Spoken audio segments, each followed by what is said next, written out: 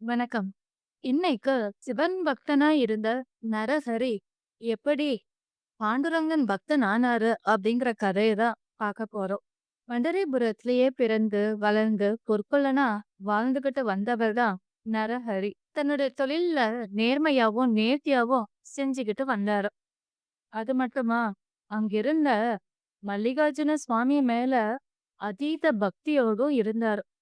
அந்த பக்தி எந்த அளவுக்கு இருந்துச்சு அப்படின்னா, பாண்டுரங்கன் மேல வெறுப்பு வர அளவுக்கு இருந்துச்சு. யார் அவர்கிட்ட போய் பாண்டுரங்கன பத்தி பேசினாலோ, புகழ்ந்தாலோ அவருக்கு கோபம் தான் வரும். அந்த அளவுக்கு கடுமையா வெறுத்தாரு. அத பாண்டுரங்கன் பார்த்துக்கிட்டு சும்மா இருப்பாரா? அவருடைய மனசுல இருக்கிற அறியாமைய போக்கணும்னு ஆசைப்பட்டாரு. அந்த சமயத்துல பாண்டுரங்கன சேவிக்கிறதுக்காக தம் மனைவியோட வணிக வியாபாரம் செஞ்சுக்கிட்டு வந்த ஒரு பெரும் செல்வந்தர் கோவிலுக்கு வந்தாரு. செல்வந்தரா இருந்தும் மகப்பேறுங்கிற செல்வம் இல்ல அப்படிங்கறதுனால நாங்க நிம்மதியே இல்லாம வாழ்ந்துகிட்டு இருக்கோம். உன்னுடைய அருளால எங்களுக்கு ஒரு மகன் பிறக்கணும். அப்படி பிறந்தால் உனக்கு நவரத்னங்களால இழைத்த பொன் அரைஞான உன்னுடைய திரு அறைக்கு சாத்துறோம் அப்படின்னு வேண்டிக்கிட்டாங்க. பாண்டுரங்கனும் அருள் புரிஞ்சாரு. அதனால அந்த செல்வந்தர்க்கும் ஒரு ஆண் மகன் பிறந்தான்.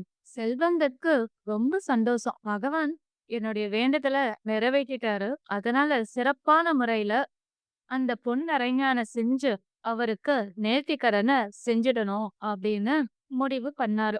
யாரு சிறந்த பொற்கொல்லன்னு விசாரிக்க ஆரம்பிச்சாரு. அப்போ அந்த ஊர்ல இருந்த எல்லாருமே நரஹரி தான் அப்படின்னு அவரை மட்டும்தான் கை காட்டினாங்க.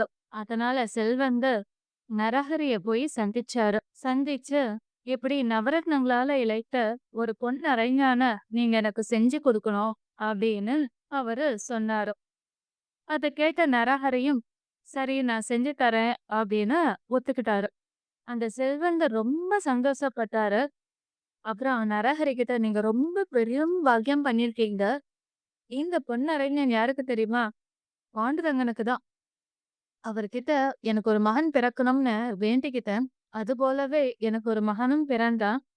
அதனால அவருக்கு நேர்த்திக்கடன் செய்யறதுக்காக தான் இந்த பொன்னரஞ்சான் அப்படின்னு அவர் நடந்தது எல்லாத்தையும் சொல்றாரு. அத கேட்க கேட்க நரஹரிக்கு கோபம் தாங்கல. பாண்டுரங்கனுக்காகவா நீங்க செய்ய சொல்றீங்க? என்னால எல்லாம் செய்ய முடியாதுன்னு மறுத்து பேச ஆரம்பிக்கிறாரு. அப்போ செல்வந்தர் இது உங்களுடைய தொழில் தானே. அப்ப நீங்க அத செஞ்சுதானே ஆகணும். எனக்கு வாக்கு குடுத்துருக்கீங்க அப்படின்னு சொல்ல கொஞ்சம் பொறுமையா யோசிச்ச நரஹரி, "சரி நான் செய்யறேன். ஆனா அதுக்கு ஒரு நிபந்தனை" அப்படின்னு சொன்னாரு. என்னன்னு செல்வந்தர் கேட்க, "நான் நூல் குடுக்குறேன். அந்த நூல கொண்டு பாண்டுரங்கனுடைய இடையளவ அளந்து கொண்டு வந்து குடுங்க.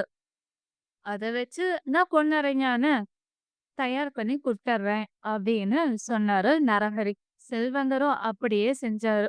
நரஹரியும் செல்வந்தர் கிட்ட இருந்து நவரத்னம், வைரம், தங்கம் எல்லாத்தையும் வாங்கி மிகவும் நேர்த்தியா அழகான நவரத்னங்களால இழைத்த பொன் அரைஞான தயார் பண்ணி செல்வந்தர் கிட்ட கொடுத்தாரு.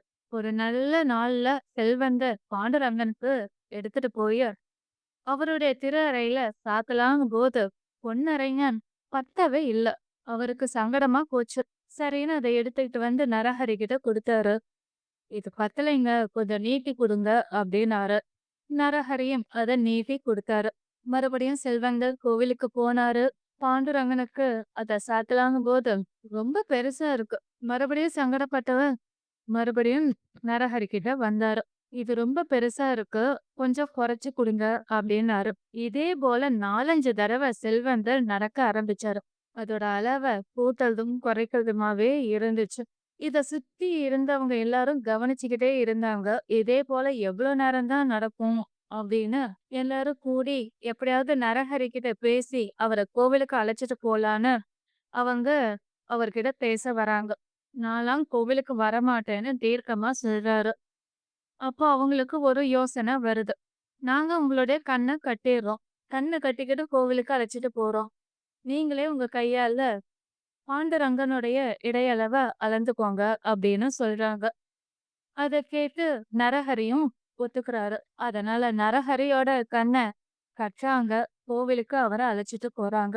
இப்போ பாண்டுரங்கனுக்கு எதிர்ல நரஹரி கண்ண கட்டிண்டு நிக்கிறாரு. இந்த காட்சிய பார்த்த பலருக்கும் கேலியாவும், கிண்டலாவும், வியப்பாவும் இருந்துச்சு.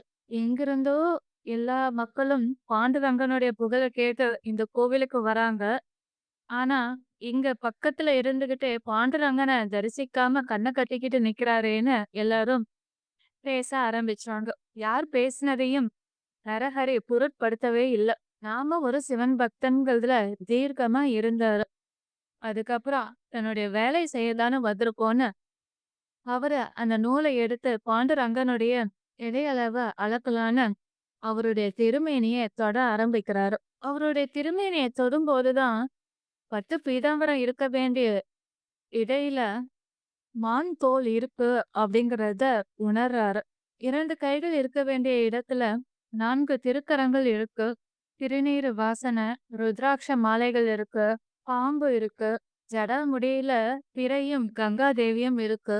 சிவபெருமானுக்குரிய அடையாளங்கள் எல்லாமே இருக்கு. இது எல்லாத்தையும் தொட்டு தொட்டு பார்த்து உணரும்போது நரஹரிக்கு, "அச்சோ! என்னுடைய சிவபெருமானா இங்க இருக்காரு" அப்படின்னு அவர் மனசுல பக்தி எழும்ப ஆரம்பிக்குது.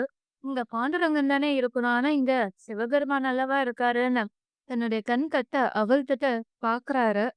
பார்த்தா பாண்டுரங்கன் இடுப்புல கைய வச்சுண்டு செங்கல்ல நின்னுகிட்டு இருக்காரு. மறுபடியும் கண்ணை இறுக மூடிக்கிட்டாரு நரஹரி.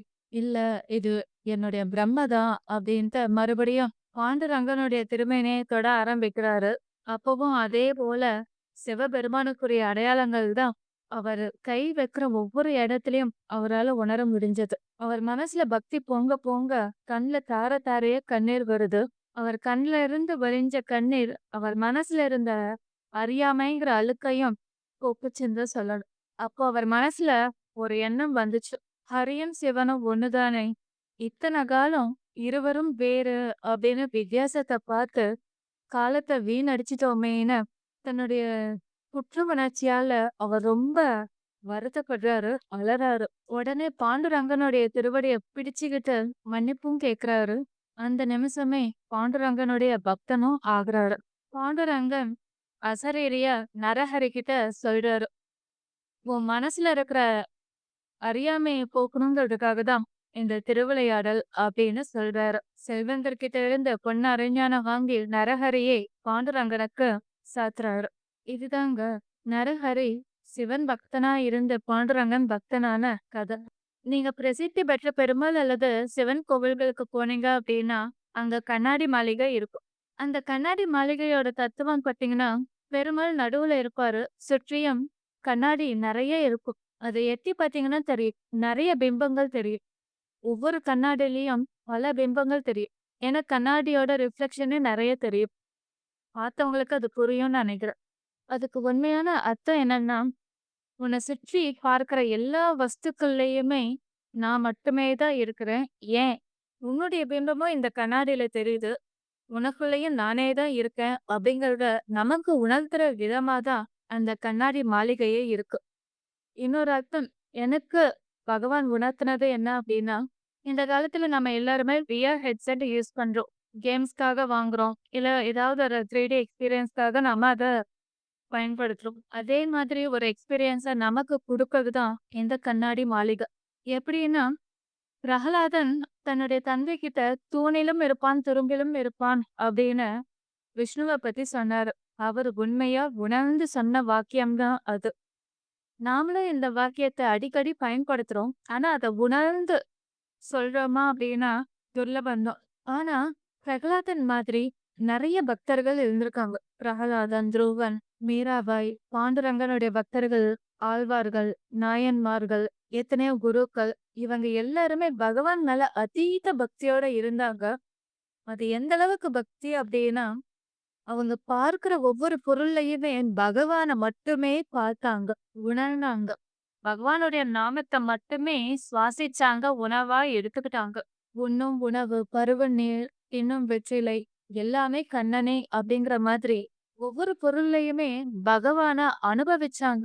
இந்த அனுபவம் சுலபத்துல சாதாரண மனிதர்களுக்கு கிடைச்சிடுமா? நம்மள மாரி பக்திய வளர்த்துக்க முயற்சி தான் நம்ம பண்ணிக்கிட்டு இருக்கோம். ஆனா அவங்க அளவுக்கு பக்தியோட எல்லா இடத்துலயுமே, எல்லா பொருட்கள்லயுமே பகவான பார்க்கக்கூடிய பக்குவம் நமக்கு இருக்கா அப்படின்னா இல்ல. அந்த பக்குவத்த நம்மளால எப்படி வளர்த்துக்க முடியும்? அதோட அனுபவம் எப்படி இருக்குன்னு தெரிஞ்சாவாவது நாம அதற்கான முயற்சி செய்வோம் இல்லையா? அதாவது இதுவரைக்குமே தேனே சாப்பிடாதவன், ஒரே ஒரு சொட்டு தேன மட்டும் சாப்பிட்டான் அப்படின்னா, அத மேலும் மேலும் சாப்பிடணும்னு அவங்களுக்கு தோணும் இல்லையா? அதே மாதிரி தான் இந்த கண்ணாடி மளிகை நமக்கு ஒரு எக்ஸ்பீரியன்ஸ தருது. அந்த கண்ணாடி மளிகைக்கு போகும்போது, அங்க இருக்கக்கூடிய ஒவ்வொரு கண்ணாடியிலயுமே பகவான் தெரிவாரு.